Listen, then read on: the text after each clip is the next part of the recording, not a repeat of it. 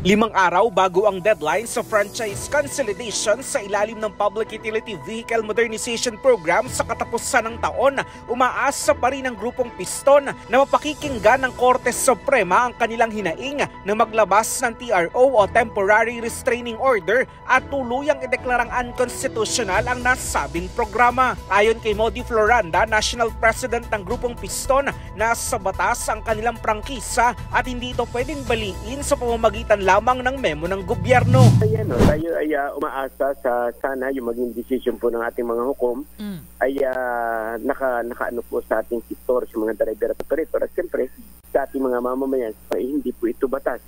Kundi ito po ay isang executive order lamang ng DOT at ng LTFRB. Yung pong ating prangkisa ay galing po yan sa Republic of 4136 na kung saan ay ina-allowed tayo na mag-maintain ng mga prangkisa sa loob ng 5 taon at ito renewable basta nasa compliance yung ating mga sasakyan. Samantala, ayon pa kay Floranda, pinag-aaralan ng grupong Piston ang muling pagsasagawa ng malawakang tigil pasada bago mag-December 31 upang ipabatid sa pamahalaan ang kanilang hinaing. Pero pinag-aaralan po natin na bago matapos itong December ay magkakaroon po ng isang malaking pagkilo. Una nang sinabi ng Piston na abot ng 160,000 mga tsuper at operator ang mawawala ng hanap buhay sa oras sa tuluyang ipatupad ang PUV Modernization Program. Habang magdudulot din umano ito ng transportation crisis kung saan kulang ang masasakyan at tataas ang singil sa pamasahe.